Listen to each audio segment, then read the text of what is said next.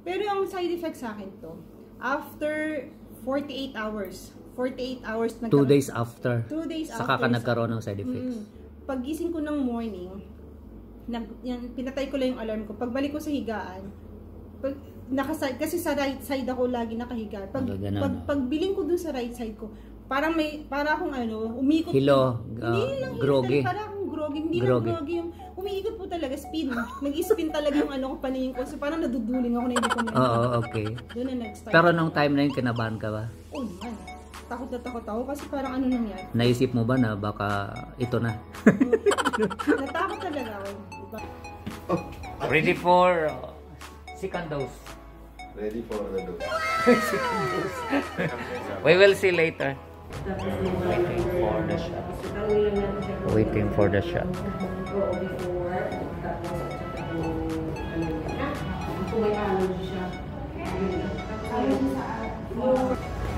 Saan po kayo dito sa network? Telecom. Telecom. Wala po kayo sa telecom sir? Parang wala. Kasi nga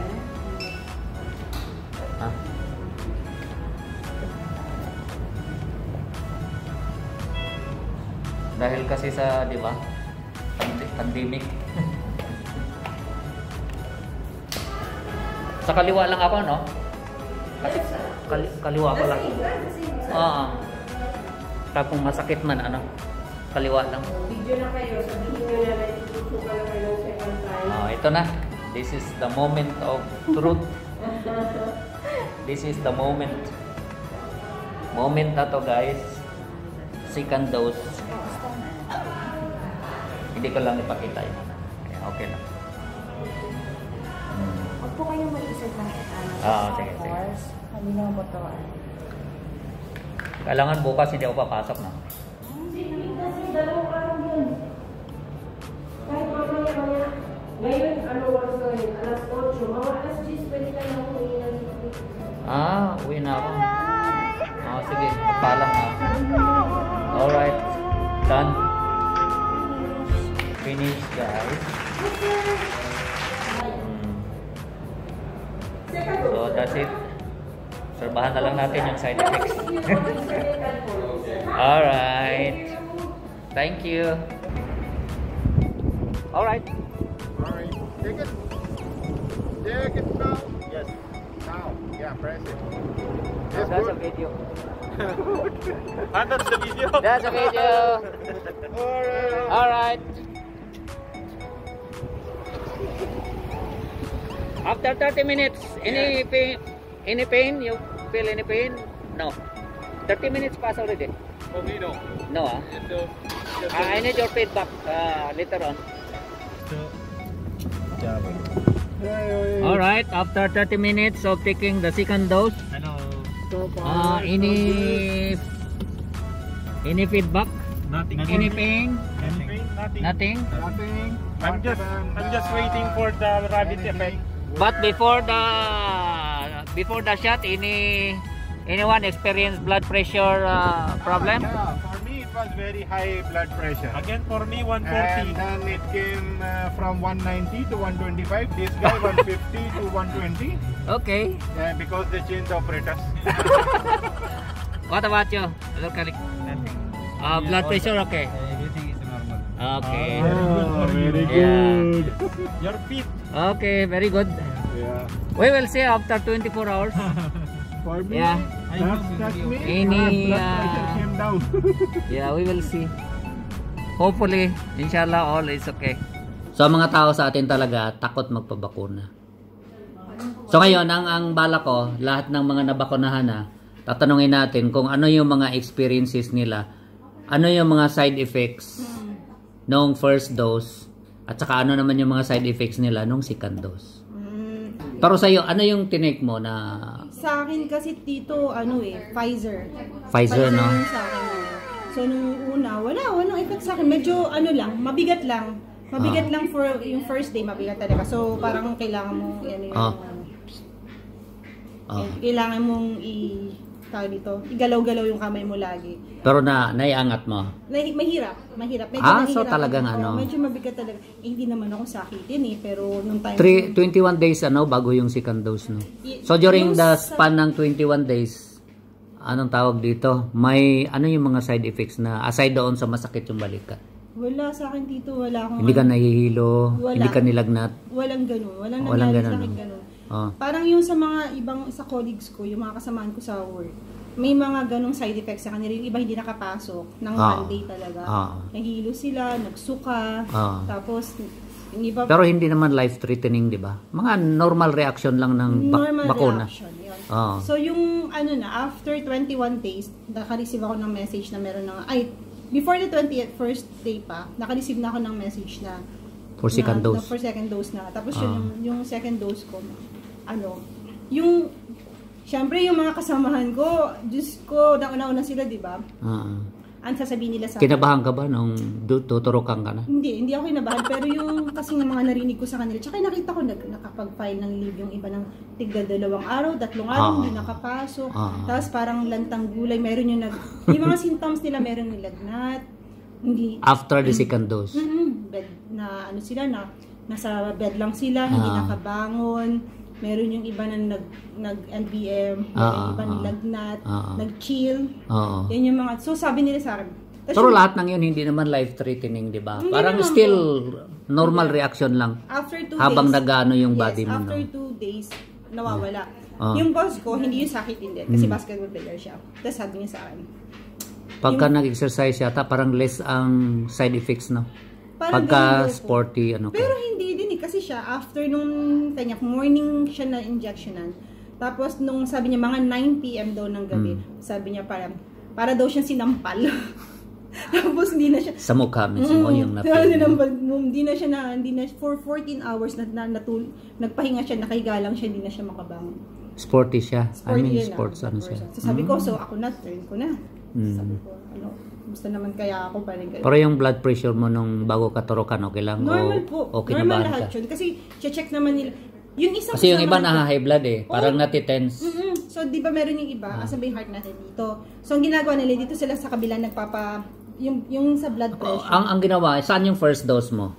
Ako, mamimili ka naman sa akin sa kaliwa. Okay. Kasi nga, dahil the second dose to saan? Doon pa din. Doon pa rin. Doon ko pa rin siya pinalagay kasi parang wala lang, mas gusto ko lang. Doon lang. Sa akin ganun din sa left. Baka sa left din yung second dose. Pero yung side effect sa akin to, after 48 hours, 2 days after. 2 days after. Saka ka nagkaroon ng side effects. Paggising ko ng morning, pinatay ko lang yung alarm ko. Pagbalik ko sa higaan, kasi sa right side ako lagi nakahiga. Pagbiling ko dun sa right side ko, para akong umikot. Groggy. Para akong groggy. Hindi lang groggy. Umiikot po talaga, spin.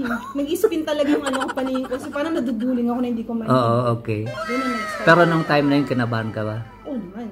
Takot ako kasi parang nangyari. Naisip mo ba na baka ito na? Natakot talaga ako.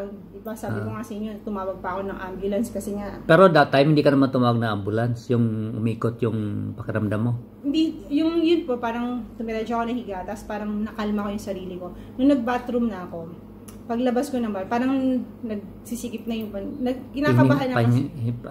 Anxiety. Nagkaroon ako ng anxiety. Okay. Tapos, nung pagising mo na yon? Tapos nung naupo ako, tapos balik ako sa higaan, pinapakiramdaman ko yung sarili. Kasi yun nga yung attack na panic attack. Siyempre kung pagising mo, tapos parang umiikot na yung mundo mo, para kang nilagnat noon. Hindi mo na-check yung temperature mo. Hindi. Nasusuka lang. Nasusuka lang ako kasi nga syempre, parang imagine mo yung sarili mo na umikot ka ng umikot, tapos bigla kang tatayo. Di ba yung parang gusto mong sumuka? So yan yung Tapos natakot ako. Tumawag ako yung tumawag ng ambulance. Kasi nga syempre, nagulat yung mga kapatid ko. Sabi, may kumakatok na sa pinto. Sabi ko, sino yun? Sabi ko, valid naman pala yung tawag mo. Kung umikot ng gumanon yung papasukin nyo kasi paramedics. So, pumunta yung paramedics. Sabi nila, normal, nung chinek nila ako, normal lahat.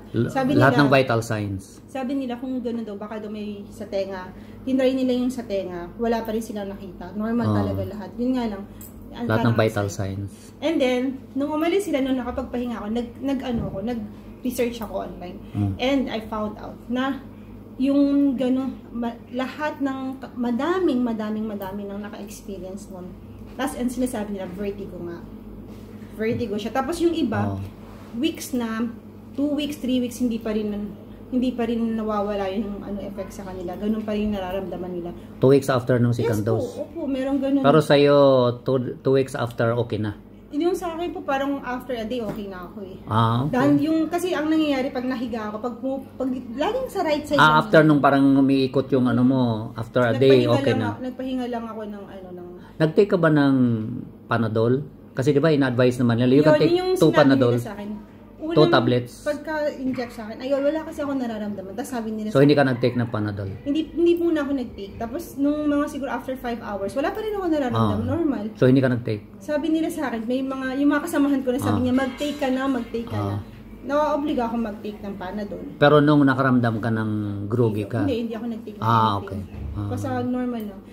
Ang lang kasi tito, ang problema kasi, panic attack. Nag-a-attack kasi nga, di ba, dahil psychological, yung mga, ang pangit din kasi makinig dun sa mga tao sa paligid. Kaya nangyayari, parang iisipin mo, dapat maramdaman ko to kasi naramdaman ng iba. Baka hindi normal yung wala akong maramdaman kasi sila bakit ganun experience nila. Hindi yung naramdaman ko. Sabi, ba't ako wala? Ba't sila lahat sila like 100% ng mga kasamahan ko may naramdaman, tapos ako wala. Ikaw wala during before the 48 hours, di ba? Wala ka. Pero nag-start yung sayo pala after the 48 hours. After the 48 hours. Na doon na yung sabi mo nga pagising mo parang umikot na yung mo. Oo, yun talaga po. Tapos nga nung nag-google ako, tapos may mga forum na pala na ganyan. Meron talaga nakaka-experience. Pero lahat naman na yun hindi life-threatening, di ba? Ano lang? Okay, siguro yung nga sa anxiety lang. Kaya, pero may mga, ngayon po, di ba normally, hindi naman ako talaga mahihilo, hindi mo. Pero ngayon may mga instances na po, pagka may pinulot ako, pagka bigla na lang ako parang... Ngayon? So parang nag-work pa rin yung vaccine? Oo, sabi ko nga parang andun pa rin. Kasi normally pagka pinulot ka lang, or yung nagtatali ka ng sapatos, gano'n. Pagka bigla kang, mararamdaman mo parang hilo ko pa rin. So nag-ano pa rin. Pero to some it all safe, di ba? Wala namang problema.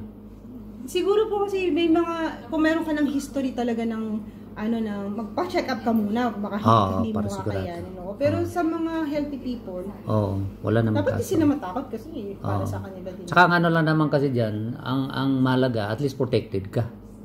Kasi sa mga nangyari ngayon, lalo na itong second variant, how sure are we na pag tinamaan tayo makasurvive, di ba?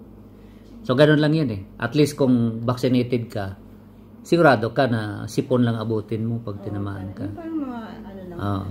Parang, siguro po, lang din, psychological effect na lang din. Dahil alam mo na ba, parang kami ngayon, di ba, ako, 2 dose na ng vaccine, yun na receive ng katawan. Parang, although so, nakailang araw na since nung naturukan ka? 1 week po. Naka 1 week ka. Ay, yata, first 2 weeks, no? Di ba pa rin yan? Nag-work pa rin sa system mo. Kaya nga after 14 days ba dito bago parang ganoon kasi doon yata after 2 weeks doon mag-start yung immunity mo. Kaya 'di ba yung bilangan ng 6 months after 14 days saka mag-take effect yung 6 months na if you go on vacation you can come back na hindi ka kailangan mag-quarantine kasi nandoon yung effectivity ng as per the latest nila data dito kasi sa atin sa Qatar may certificate ka ng 6 months. Tapos, mababago na yung ETRS mo, magiging gold na siya. So, ngayon, sa experience mo, sa mga anxiety mo, anong masasabi mo doon sa mga takot magpabakuna? Huwag sila matakot. Wala naman Psychological lang, di ba? Kasi yun ang problema sa atin, yung maraming takot magpabakuna. Kasi natatakot sila, lalaki dito. Takot malalaki? Ganun ba? Di ba mga babae? Di ba mga babae yata yung lalo ni mga matanda? Hindi naman po siguro. Dito kasi yung cases dito. Like yung sa amin lang. Dito obligado ka Pag hindi ka nagpabakuna, baka sisente ka ng opisina, di ba? Sa atin ang problema yun ang yung kasi kahit nga may bakuna, ang problema nila ayaw magpabakuna ng mga tao. Majority. Swerte nga po sila sa Philippines kasi meron yung Sinovac sa kanila. Oo. Mas mas hindi siya reactive sa mga allergic ano no. Tsaka Walang 100% history na mga allergic ano talaga, severe allergic reaction. 100% Ang Sinovac. po yung 100% yung effectivity niya. Dito sa yung Pfizer tsaka yung Moderna, di ba 95 kaya doon sa mga gusto magpabakuna.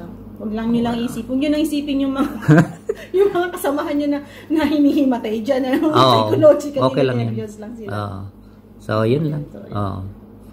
O yung pagka naka-experience sila nung katulad nung nangyari sa akin. Ano lang, ihiga lang nila, tapos medyo itaas lang. May actually yung sa akin, wala akong naramdaman after the first dose. Ano lang yung sumakit lang dito, pero may mga kasama ako, talaga nilagnat. Yung isa, umabot daw ng 39, naligo pa siya ng twice para lang bumaba yung temperature niya. Tapos nagmanado lang po. May isa naman na yung tinamaan ng COVID, pero after 6 months, di ba pwede ka namang turukan. So after 6 months na tinurukan siya, siya yung nilagnat ng 4 days. Same din po yung nangyari dun sa office. Pfizer, oo. Pero okay naman. So hindi namin alam kung ano maging side effects sa kanya after the second dose. So siguro, wala namang kaso.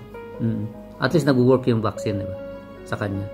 Ganun lang. Sa healthy, ano lang. Oo. Healthy living lang muna tayo. Wala pa namang history na may nagka-problema na Pinoy, di ba? So far dito po sa atin wala pa. Wala tayong narinig. Okay naman, safe naman. So, ganun lang. So, yun lang. Hanggang doon lang yung interview natin. Thank you very much. Yung ano nga palang pangalan mo, Miss? Ako po Miss, ako po si Janet. Janet na lang po. Dalaga pa yan, guys. Dalaga pa. Tama na po. Dalaga pa yan. Mga sino interesado dyan.